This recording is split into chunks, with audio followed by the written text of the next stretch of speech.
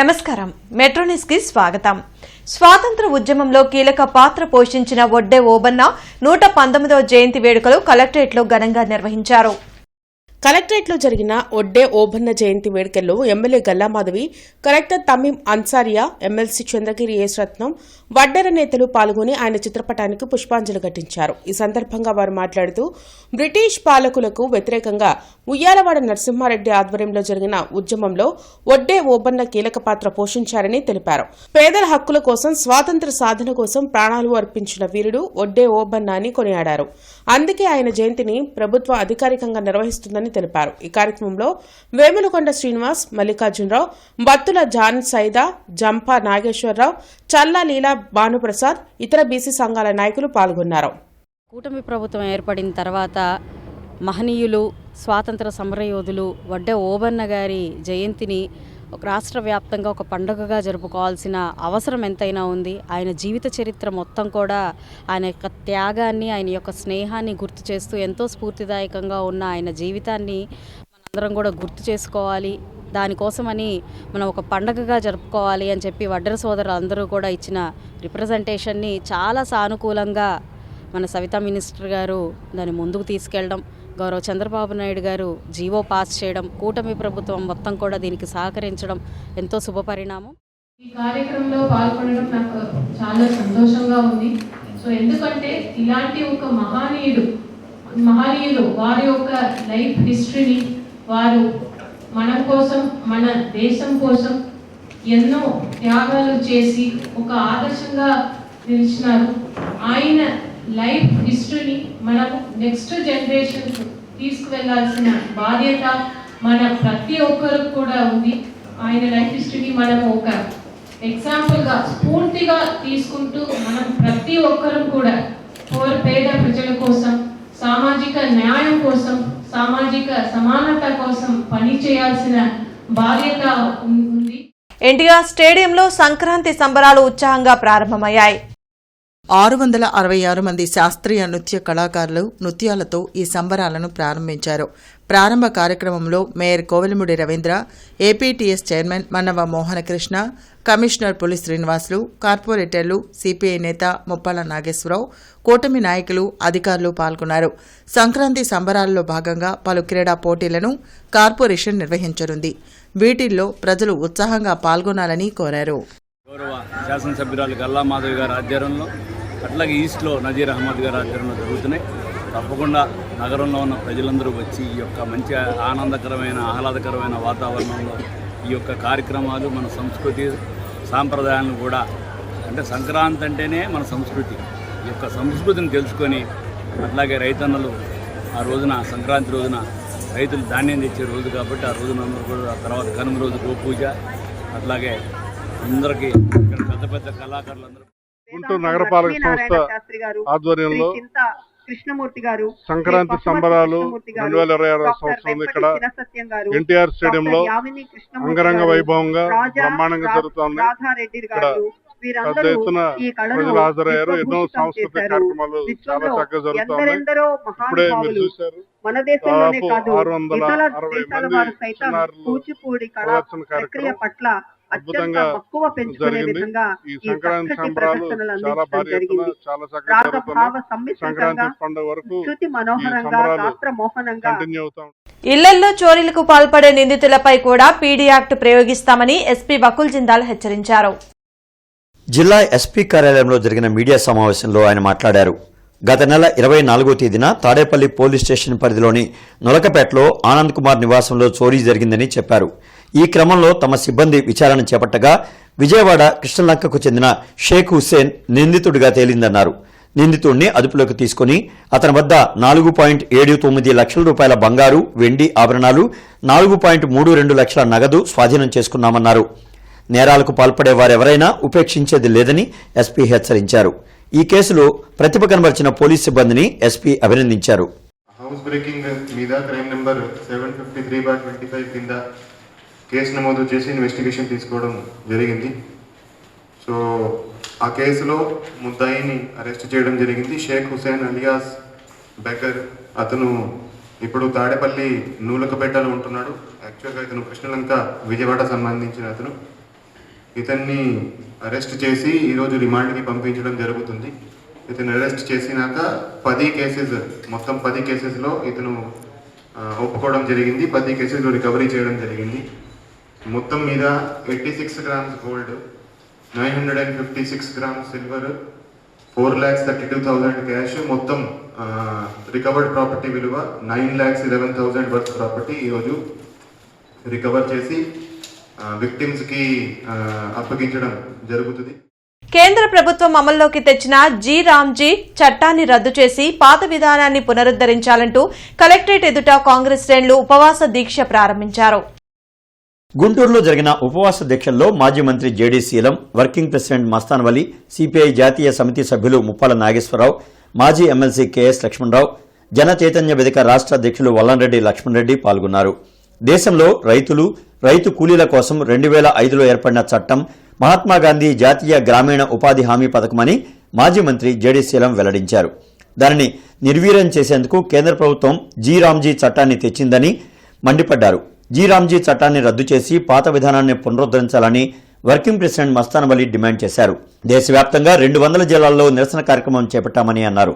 ఈ నూతన చట్టం ద్వారా రాష్ట్ర ప్రభుత్వంపై సుమారు 4,000 కోట్లు భారం పడుతుందని సిపిఎం నాయకులు పాసం రామారావు వెల్లడించారు. ఈ కార్యక్రమంలో జిల్లా అధ్యక్షులు NM Sudheer Babu, SM Khaleel, Lingamsetti Eswararao, doctor Samsivudu, NSUI Kareem, Ganta Kiran, Valmiki Srinivas తదితరులు పాల్గొన్నారు.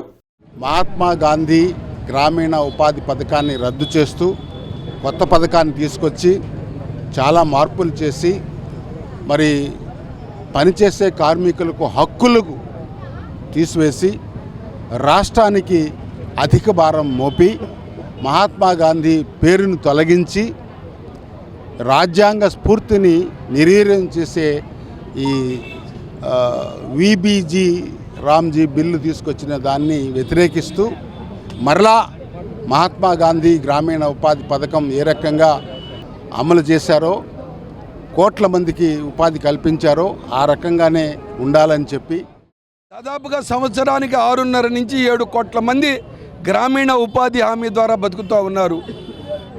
ఈ రాష్ట్రంలో 1,20,00,000 మంది బతుకుతూ ఉన్నారు. ఈ 5 నెలలుగా ఈ పథకానికి జీతాలు ఇవ్వట్ల, 5 నెలలుగా పనిచేసి డబ్బులు తీసుకోలేనటువంటి దౌర్భాగ్య పరిస్థితుల్లో ఇవాళ కూటమి ప్రభుత్వ కాలంలో ఉన్నాయి. పవన్ కళ్యాణ్ గారు నోరు విప్పరు, చంద్రబాబు నాయుడు గారు నేరుగా డిమాండ్ చేస్తూ ఉన్నా ప్రతి మంగళవారం వెళ్ళి మోడీ దగ్గర అప్పు తీసుకురావటం కాదు, గ్రామీణ వాతావరణంలో పనిచేసి కూడా డబ్బులు ఇవ్వకుండా వాళ్ళని ఏడిపించుకుంటూ తింటూ మహాత్మా గాంధీ గ్రామీణ పథకాన్ని విబిజీ రామ్జీ దాని అర్థం చెప్పి ప్రజలకు చెప్పండి. వరల్డ్ బ్యాంక్ సూచించిన సాల్ట్ పథకం అమలు చేయటం వలన రాష్ట్రంలో విద్యా వ్యవస్థ నిర్వీర్యమైపోతుందని యూటీఎఫ్ రాష్ట్ర అధ్యక్షులు వెంకటేశ్వర్లు ఆవేదన వ్యక్తం చేశారు. యూటీఎఫ్ 51వ రాష్ట్ర కౌన్సిల్ సమావేశం రెవెన్యూ కళ్యాణ మండపంలో జరిగింది. ఈ సందర్భంగా రాష్ట్ర అధ్యక్షులు వెంకటేశ్వర్లు మాట్లాడుతూ రాష్ట్రంలో ఉపాధ్యాయులను బోధనేతర పనులకు ఉపయోగించడం వల్ల నాణ్యమైన విద్యను అందించలేకపోతున్నామన్నారు.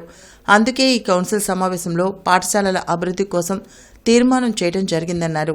ప్రతిరోజు బోధనా సమయం 1 గంట పెంచి విద్యార్థులకు విద్యను అందించేందుకు నిర్ణయం తీసుకున్నామన్నారు. ఈ కార్యక్రమంలో జిల్లా ప్రధాన కార్యదర్శి ఎం కళాధర్, రాజశేఖర్, కె శ్రీనివాసరావు, కెవిఎస్ ప్రసాద్, ఉపాధ్యాయ సంఘ నేతలు పాల్గొన్నారు. విద్యార్థుల్లో నాణ్యమైన విద్య అందించేదానికోసం అవసరమైతే ఒక అదనంగా 1 గంట పనిచేయాలనేటువంటి నినాదాన్ని కూడా ఆంధ్రప్రదేశ్ ఐక్యోపాధ్యాయ ఫెడరేషన్ ఇస్తూ ఉంది. కానీ ఈరోజు విద్యారంగానికి సంబంధించి పాలకులు ఎవరైనా, గత పాలకులు కానీ ప్రస్తుత పనిచేసే పాలకులు ఎవరైనా ఈరోజు విద్యారంగంలో ప్రత్యేకించి ప్రపంచ బ్యాంకు ఆదేశిత విధానాలను అమలు చేయటం వల్ల, సాల్ట్ పథకాన్ని అమలు చేయటం వల్ల ఈరోజు విద్యారంగంలో చాలా ఇబ్బందికరమైనటువంటి పరిస్థితులు వస్తామని, ఈ సాల్ట్ పథకం అమలు తర్వాత ఈరోజు ఉపాధ్యాయుల సంఖ్య తగ్గింది. అలాగే ప్రభుత్వ పాఠశాలలో చదివేటువంటి విద్యార్థుల సంఖ్య కూడా ఈరోజు దరిదాపుగా 47% మాత్రమే ఉందండి. 53% ప్రైవేటు పాఠశాలలో ఉన్నారు. అలాగే బడ్జెట్లో గతంలో 11.9% ఇచ్చినటువంటి రాష్ట్ర ప్రభుత్వం ప్రస్తుతం 9.4% మాత్రమే బడ్జెట్లో నిధులు ఇస్తున్నటువంటి పరిస్థితులు ఉన్నాయి. అంటే ఒకవైపు బడ్జెట్ తగ్గింది, విద్యార్థుల యొక్క హాజరు తగ్గుతూ ఉంది, మూడోది ఉపాధ్యాయుల సంఖ్య తగ్గుతూ ఉంది, విద్యార్థులకు నాణ్యమైన విద్య కూడా ఈరోజు వచ్చేటువంటి అవకాశం కనిపించట్లేదు. గుజ్జనగుండ్లలోని ఎమ్మెల్సీ చంద్రగిరి యేసురత్నం కార్యాలయంలో స్వాతంత్ర సమరయోధులు వడ్డే ఓబన్న జయంతిని నిర్వహించారు. ఈ సందర్భంగా ఆయన చిత్రపటానికి ఎమ్మెల్సీ చంద్రగిరి యేసరత్నం పూలమాలలు వేసి ఘనంగా నివాళులర్పించారు. ఈ కార్యక్రమంలో గుంటూరు జిల్లా మైనార్టీ సెల్ ప్రెసిడెంట్ పఠాన్ సైదాఖాన్, పశ్చిమ నియోజకవర్గం ఎస్సీసెల్ ప్రెసిడెంట్ జి ప్రభు, వైసీపీ గుంటూరు జిల్లా బీసీసెల్ జనరల్ సెక్రటరీ కొండ రవి యాదవ్, వేలాదిరి బీసీ నాయకులు తురక రమేష్, నాగరాజు, ప్రతిపాడు నియోజకవర్గం బొల్లెద్దుల వెంకటేష్, ఆదర్శ్ నగర్ వెంకటేశ్వర రెడ్డి, కార్యకర్తలు, అభిమానులు పాల్గొన్నారు. జన్మించింది ఆయన మరి ఊయల వారి ఆస్థానానికి దగ్గరగా ఉన్నదంతా కూడా కర్నూలు జిల్లాలో కాబట్టి రాయలసీమ ప్రాంతంలో ఈరోజు కూడా ప్రతి ఒక్క వడ్డెర సభ్యుని రక్తబొట్టులో ఆయన ప్రతిమ కనిపిస్తాం. అదేవిధంగా పల్నాడులో చూసినా ఏ ప్రాంతంలో చూసినా కానీ వడ్డెర్లంటే నమ్మితే స్నేహానికి ప్రాణం ఇస్తారు అనేది ఈ రోజు కాదు, మరి చరిత్రలో 200 సంవత్సరాల క్రితం నుంచి కూడా ఉంది కాబట్టి. ఎల్బీఆర్ క్లబ్ ఆధ్వర్యంలో సంక్రాంతి సంబరాలు జరగనున్నాయి. జనవరి 13, 14 తేదీల్లో ఈ సంబరాలను నిర్వహించనున్నట్లు కళలు, సాంస్కృతిక రంగ కార్యవర్గ సభ్యులు చిట్టినేని శివకోటేశ్వరరావు తెలిపారు. సంస్కృతి, సాంప్రదాయాలను భావితరాలకు తెలియచేయాలనే ఉద్దేశంతో అనేక కార్యక్రమాలను నిర్వహించనున్నట్లు వెల్లడించారు. కార్యక్రమాలకు సంబంధించిన పోస్టర్ను క్లబ్ పాలకవర్గ అధ్యక్షులు వెంకటేశ్వరరావు, వైస్ ప్రెసిడెంట్ జనార్దన్, ఇతర సభ్యులు ఆవిష్కరించారు. 2026 సంక్రాంతి ఉత్సవాలని పురస్కరించుకొని సంక్రాంతి సంబరాలు జరపాలని చెప్పి మా పాలకవర్గం నిర్ణయించింది. అందులో భాగంగానే ఈ నెల 13, 14 తేదీల్లో సంక్రాంతి సంబరాల పేరిట ముఖ్యంగా మన తెలుగు సంస్కృతి సంప్రదాయాలని భావితరాలు అందిపుచ్చుకోవాలని, అదేవిధంగా మా క్లబ్ సభ్యుల్లో, కుటుంబ సభ్యుల్లో కూడా ఈ వాతావరణం పెంపొందించాలని సాంస్కృతిక కార్యక్రమాలను కూడా ఏర్పాటు చేయడం జరిగింది.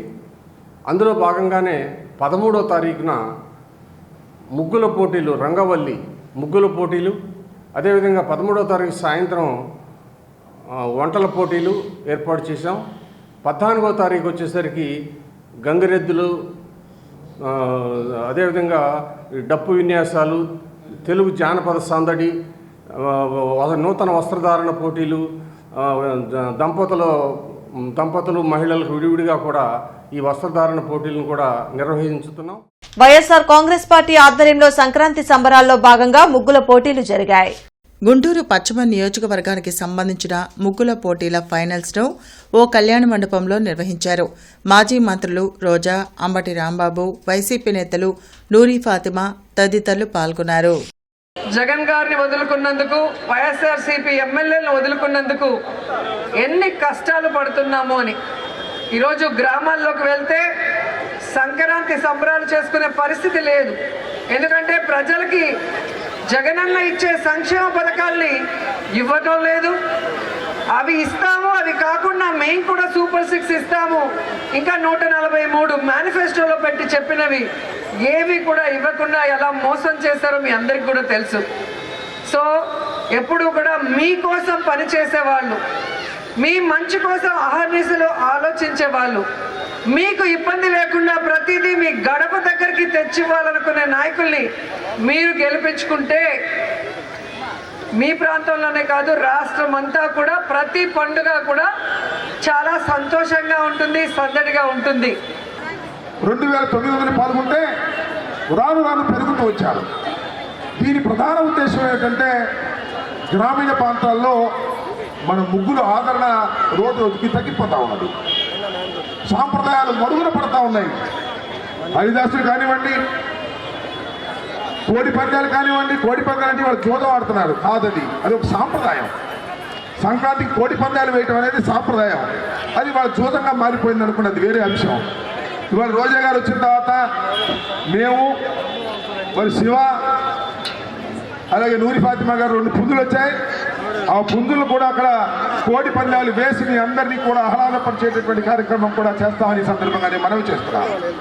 ఒక మంచి వాతావరణం. రోజు రాజకీయాలు మాట్లాడుకుంటుంటాం, రోజు విమర్శలు చేస్తాం. తాడికొండ మండలం లాం వద్ద రోడ్డు ప్రమాదం జరిగింది. ఎదురుగా వస్తున్న లారీని తప్పించబోయి రోడ్డు పక్కన ఉన్న చెట్టుని కారు ఢీకొట్టింది. ఈ ప్రమాదంలో తుళ్లూరుకి చెందిన అఖిల్, తరుణ్ అక్కడికక్కడే మృతి చెందారు. గుంటూరు ప్రభుత్వ ఆసుపత్రిలో మరో 3 చికిత్స పొందుతున్నారు. అరండల్పేటలోని అవగాహన కార్యాలయంలో ఆరోగ్య సభ జరిగింది. డెంటల్ డాక్టర్ సాత్విక్ పాల్గొని చెవి, ముక్కు, దంత సమస్యలపై అవగాహన కల్పించారు. చలికాలంలో శ్వాస సంబంధ సమస్యలు తలెత్తకుండా పిల్లలు, వయోవృద్ధులు మాస్కులు ధరించడం మంచిదని సూచించారు. ప్రతి 6 నెలలకు ఒకసారి డెంటిస్ట్ను సంప్రదించడం ద్వారా దంత సమస్యలను ముందుగానే అరికట్టవచ్చని చెప్పారు. సో మన నోట్లో 3-4 టైప్స్ ఆఫ్ టీత్ ఉంటాయి. ఫస్ట్ది ఇన్సైజర్. ఇన్సైజర్ అంటే మనకి ఎదురు పన్ను, నవ్వినప్పుడు కనిపించే ఫస్ట్ టూత్, అది ఇన్సైజర్ పన్ను ఉంటుంది. దాని తర్వాత లాటరల్ ఇన్సైజర్ అంటే ఇన్సైజర్ పక్కనున్న పన్ను, దాని వెనకది కెనైన్ అంటాం. తర్వాత ప్రీమోలార్స్, మోలార్స్ ఉంటాయి.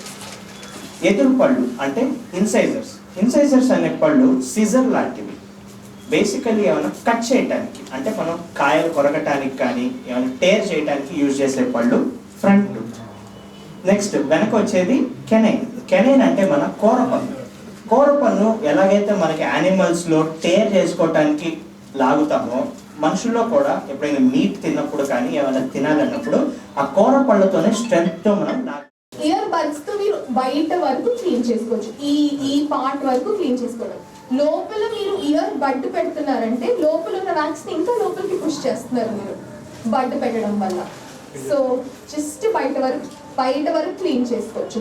అసలు మీకు ఇయర్ లోపల చెవికి మీకు బడ్ పెట్టాల్సిన అవసరం లేదు, ఎందుకంటే చెవి దానంతట అదే క్లీన్ చేసుకుంటుంది. మీరు ఈ మాట్లాడినప్పుడు, చూ చేసినప్పుడు, అంటే నవ్వినప్పుడు, లేకపోతే స్నానం చేసేటప్పుడు అది బయటకు వచ్చేది. గుంటూరు కళా పరిషత్ ఆధ్వర్యంలో వంగపండు ప్రజా కళా ప్రస్థానం సమాలోచన సదస్సు వెంకటేశ్వర విజ్ఞాన మందిరంలో జరిగింది. ఈ సందర్భంగా ప్రధాన కార్యదర్శి బి పూర్ణ మాట్లాడుతూ వంగపండు తన రచనలతో, పాటలతో ఆనాటి మునుసబు, కర్నాల, పట్వారీ వ్యవస్థలను రద్దు చేసే పరిస్థితి కల్పించారని గుర్తు చేశారు. ఆయన తన పాటల ద్వారా ప్రజల్లో చైతన్యం నింపి ఉద్యమాలను ముందుకు నడిపించారని చెప్పారు. ఈ కార్యక్రమంలో ప్రముఖ రచయిత కందిమళ్ల సాంబశివరావు, నాయుడు గోపి, అట్టాడ అప్పలనాయుడు తదితరులు పాల్గొన్నారు. వంగపండు అంటే ఈ రాష్ట్రంలో కొద్ది గొప్ప సాహిత్యం కానీ లేకపోతే కళారంగంతో సంబంధం ఉన్నటువంటి ప్రతి ఒక్కళ్ళకి తెలిసినటువంటి గొప్ప వాగ్గేయకారుడు వంగపండు. ఒక భూభాగత్వం అనేటువంటి నృత్య రూపకం ఆంధ్రప్రదేశ్ ప్రజానాట్య మండలి తరఫున వందల దళాలు, వేల ప్రదర్శనలు ఇచ్చినటువంటి గొప్ప కళారూపం అది. ఆ కళారూపం ఏ స్థాయిలో వెళ్ళిందనే దానికి ఒక చిన్న ఉదాహరణ చెప్పదలుచుకున్నాను.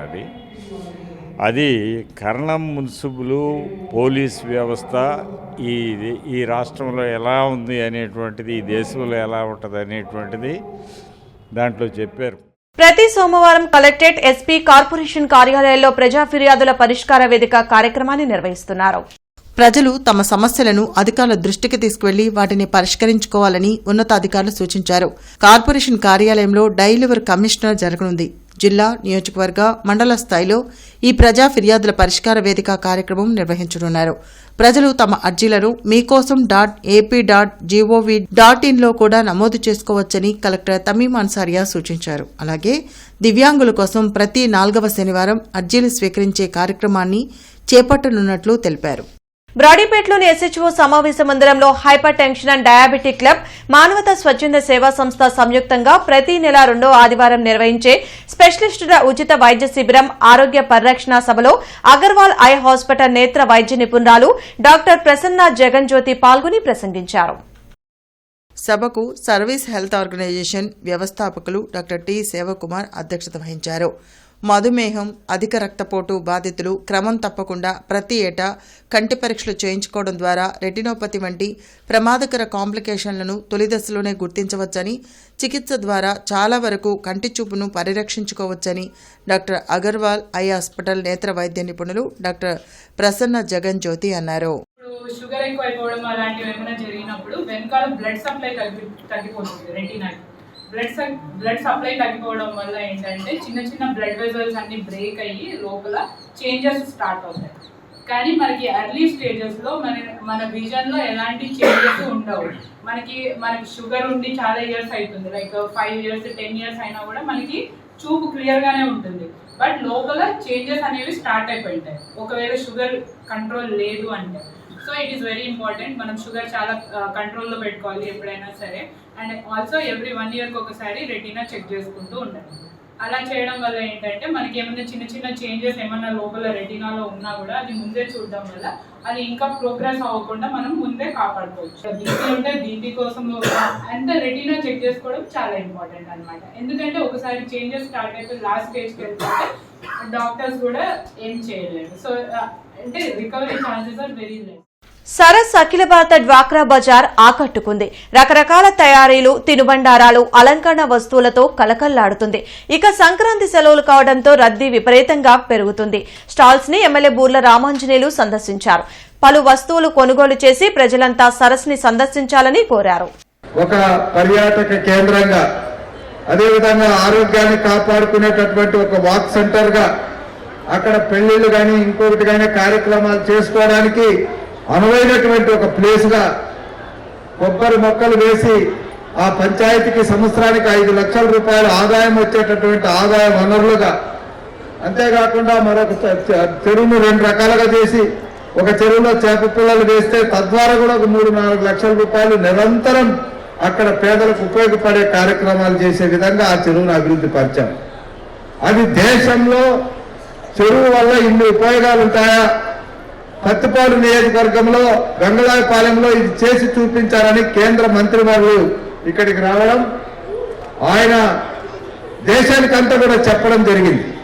మోడీ గారు ఇక్కడి నుంచి ఆ కార్యక్రమం మీద ఒక వీడియో తీసుకెళ్లిపోయారు, పంపించారు.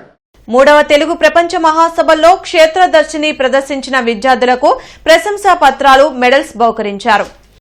ఈ కార్యక్రమం art of Nataraj founder Vijayagauri ఆధ్వర్యంలో అద్భుతంగా జరిగింది. కార్యక్రమానికి తూర్పు నియోజకవర్గ ఎమ్మెల్యే నసీర్ ముఖ్య అతిథిగా హాజరయ్యి విద్యార్థులను అభినందించారు.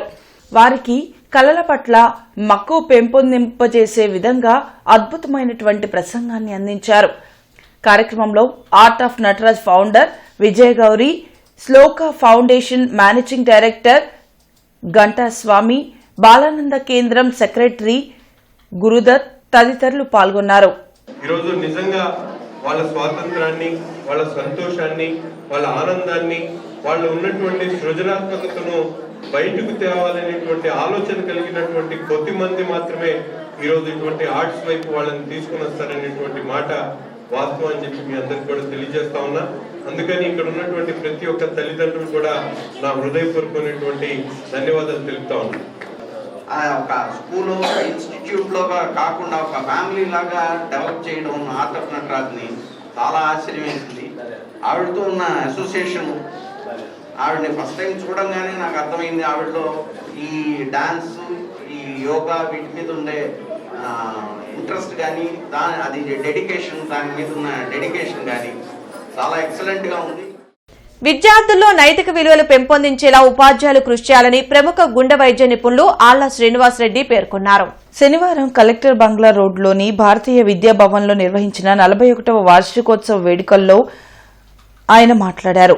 విద్యార్థులకు ఏకాగ్రత, సమయపాలన ఎంతో ముఖ్యమని అన్నారు. కార్యక్రమంలో పాఠశాల కార్యదర్శి పి రామచంద్రరాజు, కోశాధికారి K Ramasubhash, SVS Lakshminarayana, principal Hemamba, HM CH Ushasri తదితరులు పాల్గొన్నారు. ఈ సందర్భంగా ఒలింపియాడ్ పోటీల్లో విజేతలకు బహుమతులు అందజేశారు. వార్షికోత్సవం సందర్భంగా నిర్వహించిన సాంస్కృతిక కార్యక్రమాలు ఆకట్టుకున్నాయి. మామూలు పాటలు, డాన్సులు, నృత్యాలు కాకుండా ఒక థీమ్ ఓరియంటెడ్గా వృక్షాలని రక్షించాలి, చిన్నపిల్లల్ని కాపాడాలి, ఆడవారిని గౌరవించాలి అనే థీమ్స్తో పిల్లలందరూ డాన్సులు తయారు చేస్తున్నారు. ఈ ప్రోగ్రామ్కి చూడడానికి ఒక 2000 మంది మా పేరెంట్స్ ప్లస్ చుట్టుపక్కల ఉన్న ఆడియన్స్ అందరూ వచ్చారు. దీనికి టెక్సాస్ నుంచి వచ్చిన ఆళ్ల డాక్టర్ శ్రీనివాస్ రెడ్డి గారు ముఖ్య అతిథిగా విచ్చేశారు. ఆయన సేవలు చాలా అందించారు భారతదేశంలోనూ. ఈ వార్తలు ఇంతటితో సమాప్తం. నమస్కారం.